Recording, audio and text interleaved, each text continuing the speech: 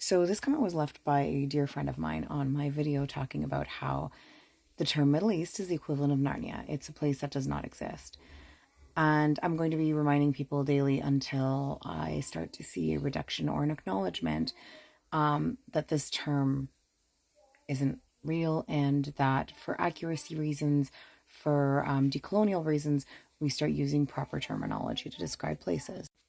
And I am well aware that some people from our grouping will continue to use the term Middle East.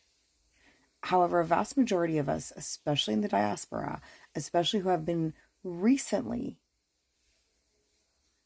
displaced by recent events in our regions, we are asking for the separation of these terms for a few different reasons, which I will get into in a little bit. I'm going to start by explaining a little bit of history. The term Middle East was first popularized in the 20th century, around 1902. So it's basically based on American naval strategy. However, at some point in the early mentions, right about there, it says early mentions the term Middle East may have been originated from 1850s within British India Office. So it was very much a colonial term, no matter where it is. It was never determined by the people of that land. It was popularized by Mahan, defined it as region between Arabia and India, specifically highlighting the Persian Gulf area. Strategic importance, well, of course, like everything else colonial, it was meant as part of a strategy, and it was for the British interest at that time, specifically in regards to, their beef with Russia, because we're always seeming to beef with Russia. And it even refers to the colonization of my people right here, British military command in Egypt, because they were everywhere and raped everybody and ruined everything.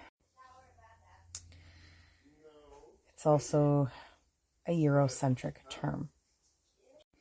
When we talk about a term being Eurocentric, it quite literally means what it says. It centers Europe. It centers the colonizer. It centers whiteness. It centers the oppressor.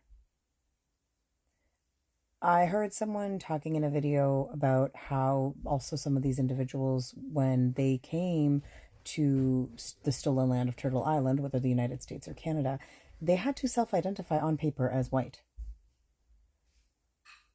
We don't pass as white, the vast majority of us. Not at all. So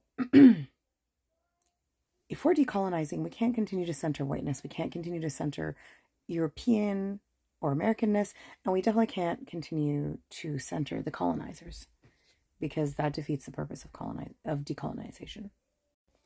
Going even further is, it's a vast group.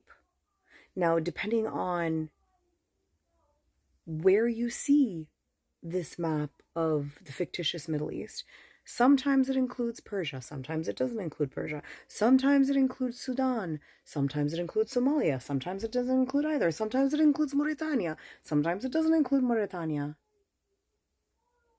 So, first off, it defies borders. It defies continents. I am unaware of anywhere else in the world where we bunch that diverse of countries, geographic locations, groups, like cultural groups, like huge diversity within each of the countries, let alone that massive landmass of geographic locations that are not even on the same code. Like, they're not related.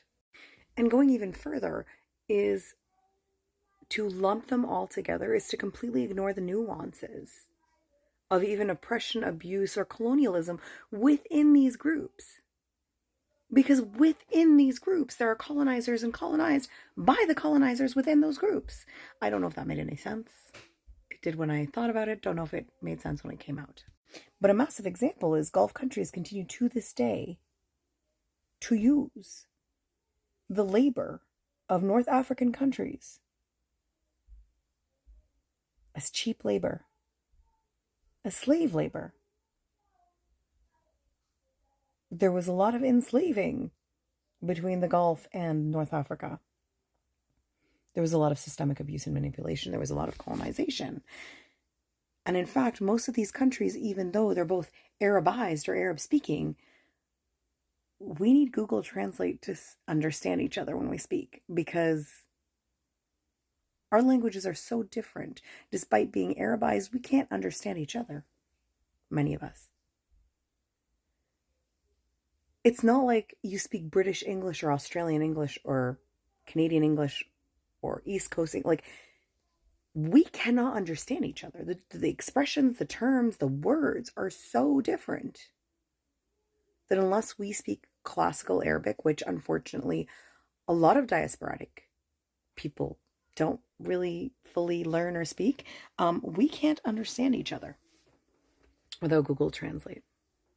And it actually, like, at one point, two North African people, myself from Egypt and my employee, Moroccan, other end, East Coast, West Coast of North Africa, we couldn't communicate without Google Translate. We're both North African. We're both Arabized and speaking Arabic as our mother tongue. But the difference is so vast. Culturally, there's religious differences. Like, even if you want to say Islamic countries, some of these countries are not only Muslim. Some of these countries don't even practice the same versions of Islam. So, like, whatever term that they are using to lump up said countries together and call them that, it's just popularized to demonize an entire population to continue and extract its resources. That's all it is. It's continuation of the British colonialism that tore those countries apart recently. It's a continuation of the perpetuating of the Arabization of these countries, completely washing away the diverse histories and the nuanced dynamics of oppression amongst those countries. And some people throw in the Persians in there, and it's just like a whole other category altogether. It's like two separate empires entirely. So there's little relation between them. And these are the things they do not teach you in school. And this is not an attack, this is not a criticism, but these are the things that they intentionally do not teach you in school. Because if you continue to use colonial language and you continue to use Eurocentrism, then you never actually get an opportunity to progress. And if you can't decolonize your mind about the things around you, then how can you decolonize your mind about the state that you're currently occupying? And it's all related. It's all related. Decentering Europeanness, decentering colonizers, decentering whiteness is the only salvation, in my opinion, because it is radical honesty. You cannot fake the truth. And that is why they are intentionally not teaching those things in school. And that is why the language continues to perpetuate itself in all propaganda. I know that was like a big info dump. If you have any more questions, anybody, feel free to comment.